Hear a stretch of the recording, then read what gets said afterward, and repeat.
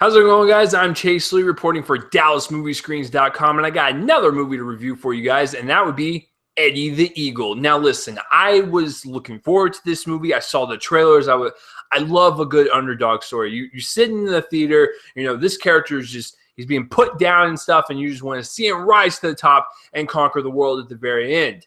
Does this movie do that? Sure, but didn't really care for this movie. Wasn't my cup of tea.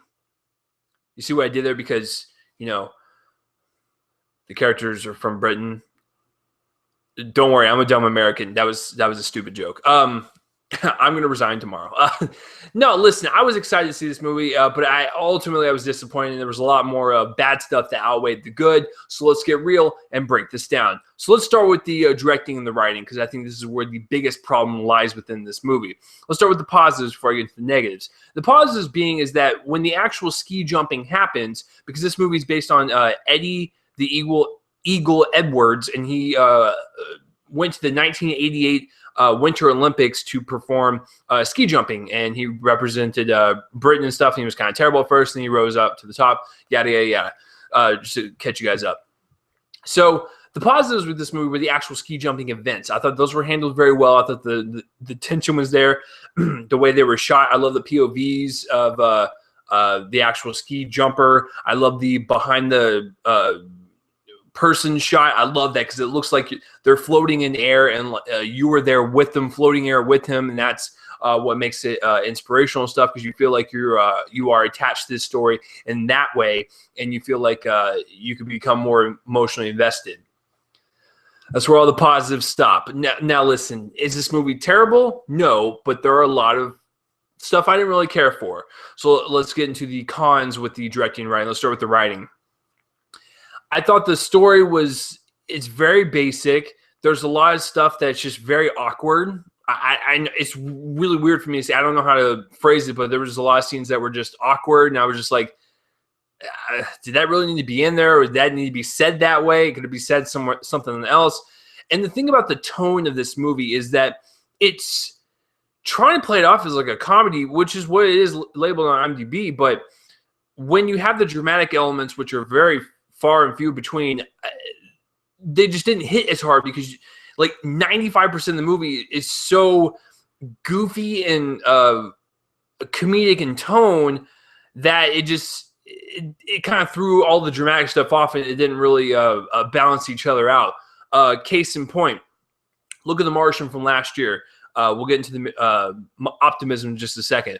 But look at the balance of that movie. The comedy, the drama, it worked. And the optimism of Matt Damon's character worked for that movie. It was balanced very well. Everything was hitting its place, hitting its marks, and it worked out.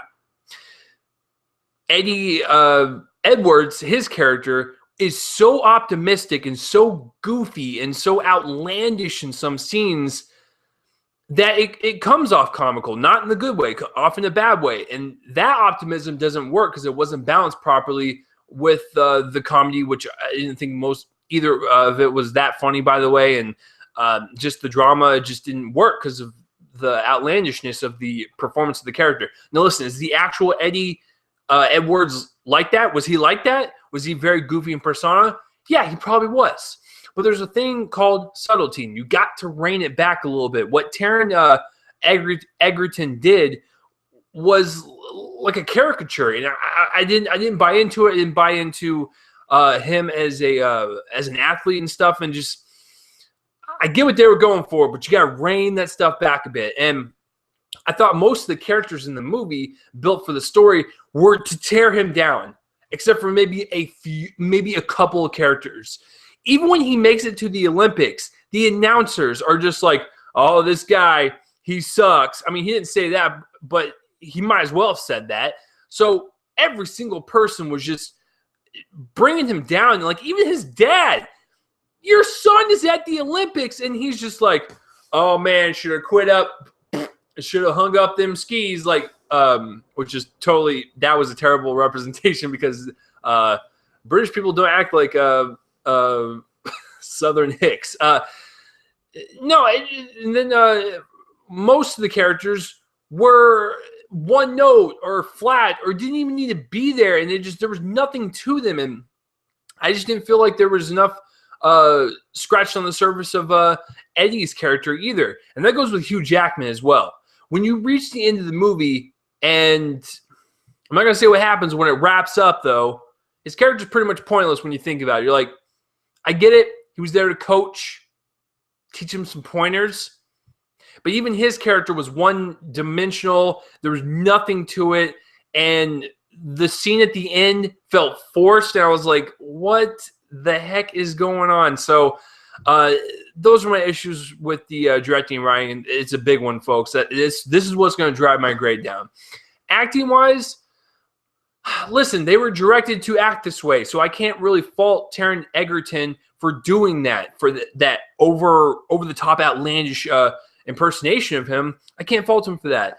Everyone else was, like I said, just very awkward, or I just didn't like them, or they were just really just one-dimensional, but they were fine. It wasn't like terrible acting. It was just terrible story and character choices. So I can't really fault them for that. My only con with this movie is that Christopher Walken is supposed to. That was terrible, by the way. He's supposed to be in this movie, right? I mean, he's not advertised or anything, but you figure since he's kind of like planted throughout the entire movie, he kind of would be in it a bit. No, he's in there for like maybe 2 minutes, and like I said, like the end just felt forced. Like I said, what happens, wherever, but it's like what? So why Christopher Walken? You could have gotten anyone. He was barely in there. He said like 2 lines. I'm exaggerating, but you guys get my point. Cinematography-wise, like I said, some of the pros with this are the actual ski jumping scenes. I love the behind Eddie or behind the skiers. I love that kind of like free-floating in midair type of feel. I love the POV shots. I love the way most of the stuff was shot in the actual arena when they were ski jumping. I love that stuff. I guess some of the cons would be everything else. Like most of it felt like a set, and it resembled Eddie's character. It was super bright and optimistic and wonderful and happy. And it's like we could have added a little bit more, some more different lighting. I don't know. I'm tongue tied. I can't even speak right now. But just the overall cinematography is fine. But the ski jumping scenes are definitely the best parts. Until when I get to the special effects. Editing wise, the movie's about hour 42 hours. Let me check real fast. I got it pulled up. Sorry about that. It is an hour and 45. Is it entertaining? Sure, I guess, but it's so painted by the numbers and repetitive, and I don't know. I did feel it drag a little bit just because I was like, I kind of just wanted it to be over with. I was just in one of those moods with the movie. I just wasn't buying into most of it. I was just like, come on, can we just wrap it up, please? The special effects, whoo, doggies, those green screen effects are pretty rough. There's one scene where Hugh Jackman gets on his skis and does the ski jump. Yeah, that's all I'm gonna say. I just didn't really care for the special effects at all. Even when they were showing some of the skiers like falling down and on the hill and stuff and like kind of rolling and stuff, even that kind of looked a little but yeah, I just thought some of the green screen effects with the actual ski jumping at first were pretty bad, but like most of the shots were actually well done. So because I like some of the ski jumping scenes and the actual event leading up to it, even though it was a little anticlimactic and stuff, I still was engaged because I liked the way it was shot and cut together. That's the only reason I'm going to bring this grade up just a little bit higher than what I would have. But I thought some of the characters were just, they were overdone, outlandish, and they should have brought it back a little bit. Some of the characters were pointless. Some of them were just mean, for the sake of being mean. And they were just, that's what they were. They were just a mean dude.